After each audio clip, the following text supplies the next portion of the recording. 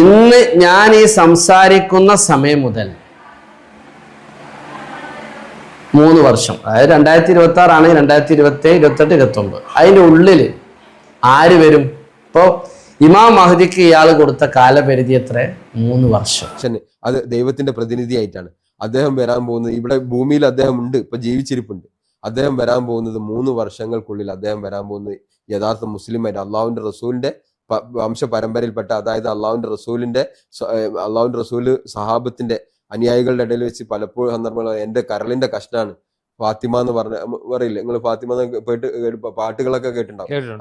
അപ്പൊ ഫാത്തിമ ബീബിയുടെ അലി റളിയല്ലാഹു ഈ പറഞ്ഞ ഷിയാക്കളായിട്ടുള്ള ആളുകള് ആവേണ്ട ആളാണെന്ന് പറഞ്ഞില്ലായിരുന്നു. അലി എന്ന് പറഞ്ഞു, അലിയാണ് പ്രവാചകൻ. അവര് പറയുന്നത് ലാ ഇലാഹ ഇല്ലല്ലാഹ് എന്ന് പറഞ്ഞ് മുഹമ്മദ് റസൂലുള്ളാഹ് കൂടി പറഞ്ഞാലേ ഒരു മുസ്ലിം യഥാർത്ഥ മുസ്ലിം ആവുള്ളൂ.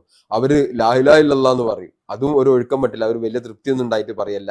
അവര് അള്ളാഹുവിനെയും ഇങ്ങനെ അംഗീകരിക്കും ചെയ്യാത്തവരാണ്. പക്ഷെ അത് മറച്ചു വെക്കും. പക്ഷെ ലാ ഇലാഹ ഇല്ലല്ലാഹ് എന്ന് പറയും, ലാ ഇലാഹ ഇല്ലല്ലാഹിന്റെ ആളുകളാണ് ഞങ്ങളെന്ന് പറയും. പക്ഷെ അവര് പറയും അലി ഒലിയുള്ളാന്ന്, ലാ ഇലാഹ ഇല്ലല്ലാഹ് മുഹമ്മദ് റസൂലുള്ളാഹ് എന്ന് പറയേണ്ടതിന് പകരം അപ്പൊ അലി ആയിരുന്നു പ്രവാചകനാണ്ടത്.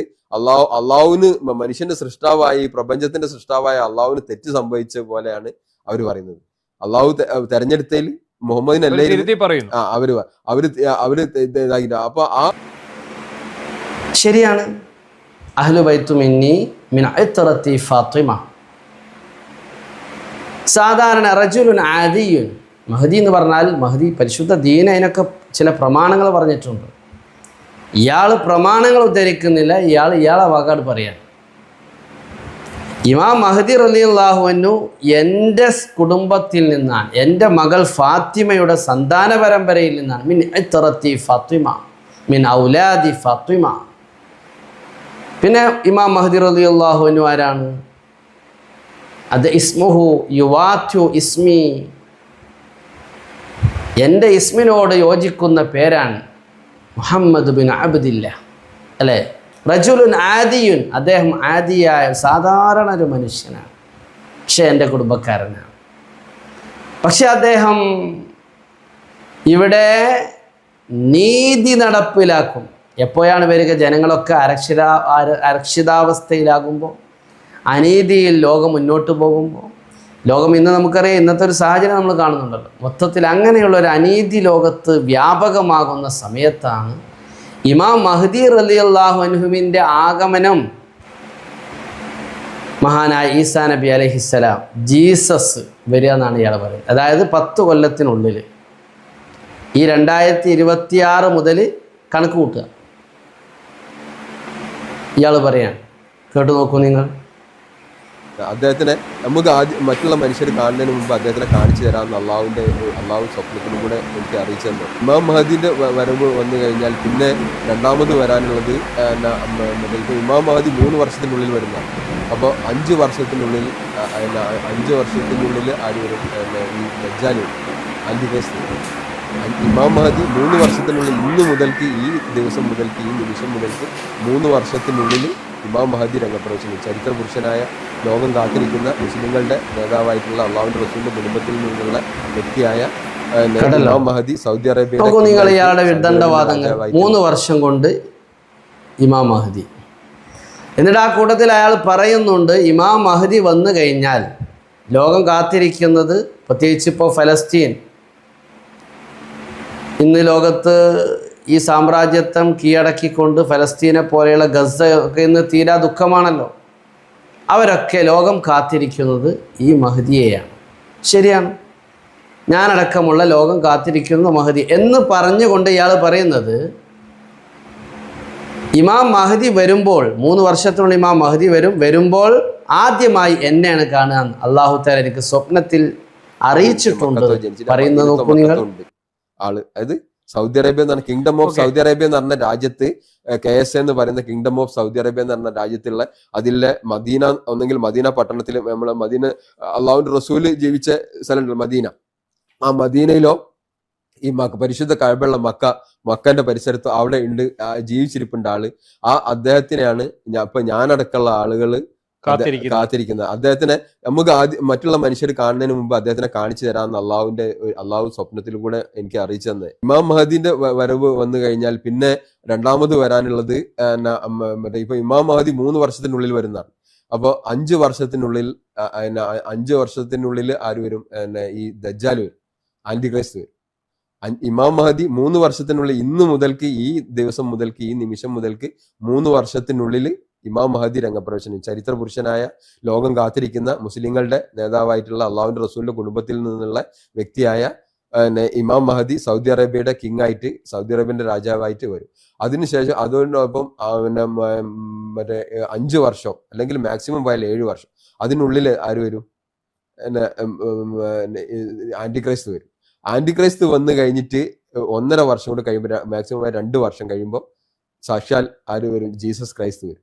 ജീസസ് ക്രൈസ്റ്റിനെ അള്ളാഹു 7ാം ആകാശത്ത് നിന്ന് അള്ളാഹുവിന്റെ സമീപത്തുണ്ട്, അള്ളാഹു ഇറക്കി വരും. ഇറക്കി വരുമ്പോൾ ഇമാം മഹദിന്റെ, അള്ളാഹുവിന്റെ ഈ അടിമന്റെ ഒക്കെ സമീപത്തേക്കാണ് വരിക. നമ്മളാണ് ആദ്യം ജീസസ് ക്രൈസ്റ്റിനെ കാണുക. ഈസാ നബി അലൈഹിസ്സലാത്തു വസ്സലാം വന്നു കഴിഞ്ഞാൽ ആദ്യമായി ഈ മഹദിന്റെ അടുത്താണ് ഞാൻ ഉണ്ടാവുക. ഇയാളും മഹദിന്റെ അടുത്താണ് ആ സമയത്ത് ഉണ്ടാവുക. എന്നിട്ട് ഈസാ നബി അലൈഹി സ്വലാത്തു വസ്സലാം വന്നു കഴിഞ്ഞാൽ പിന്നെ ഈസാ നബി നേരെ ആദ്യം കാണുന്നത് ഇയാളെയാണ്. എന്ന് പറഞ്ഞാൽ ഇയാളും ഈസാ നബി മഹദിയും ഒക്കെ സവ ദോസ്താണ്. ഇയാൾ ഒപ്പര ഇമാം മഹദി വന്നു കഴിഞ്ഞാൽ ഇയാളെ കൂടെ ഉണ്ടാകുക. മാത്രമല്ല, ഇയാൾ വേറൊരു പ്രവചനം നടത്തുന്നുണ്ട്.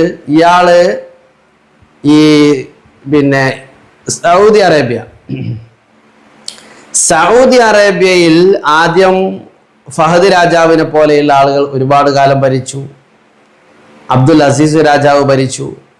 ഒരുപാട് ആളുകൾ മാറി മാറി സൗദി അറേബ്യ ഭരിച്ചു. പിന്നെ ആല് സൗദിന്റെ കയ്യിൽ പിന്നെയാണ് എത്തുന്നത്. അതിന്റെ മുമ്പ് സുൽത്താൻ എന്ന് പറയുന്ന ആള് ഉണ്ടായിരുന്നു. അയാളെ കീഴടക്കിയിട്ടാണ്, അയാളെ കൂട്ടിലാക്കിയിട്ടാണ്, തുറങ്കിലടച്ചിട്ടാണ് Mohammed bin Salman Saudi Arabia പിടിച്ചെടുക്കുന്നത്.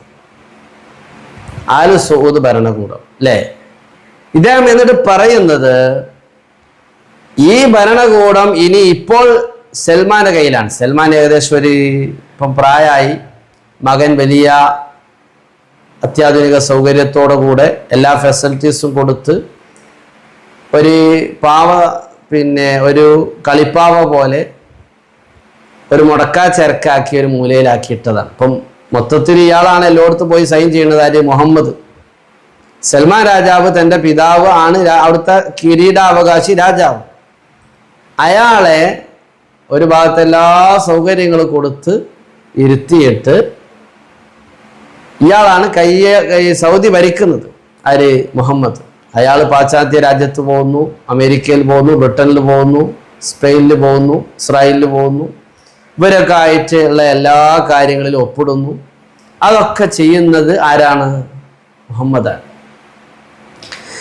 ഇപ്പോഴത്തെ ഈ പറയുന്ന സൗദിയുടെ രാജാവ് സൽമാൻ, അയാൾ ഏകദേശം 2020 അല്ലെങ്കിൽ 2028, 2029 അതിനുള്ളിൽ ആൾ പണി തീർന്നു പോകുന്നവരാണ്.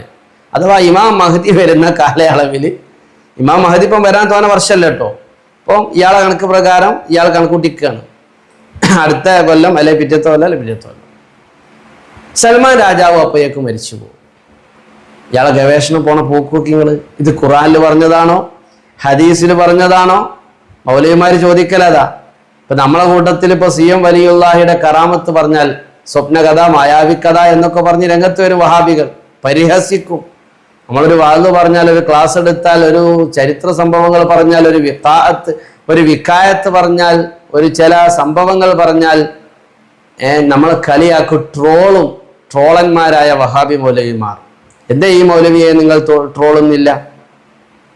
ഇയാൾ പറയാണ് മുഹമ്മദ് ബിൻ സൽമാൻ ഇന്ന സമയത്ത് മരിക്കും. നോക്കൂ, നിങ്ങൾ അയാൾ പറയുന്നത് 2027 അല്ലെങ്കിൽ 2028 അല്ലെങ്കിൽ 2029 ഈ 3 വർഷത്തില് ഏതെങ്കിലും 2027 തന്നെ മരണപ്പെടാനുള്ള സാധ്യത. അതല്ലെങ്കിൽ 2028 അല്ലെങ്കിൽ 2029 മാക്സിമം. അതാ ഞാൻ പറഞ്ഞ 3 വർഷം.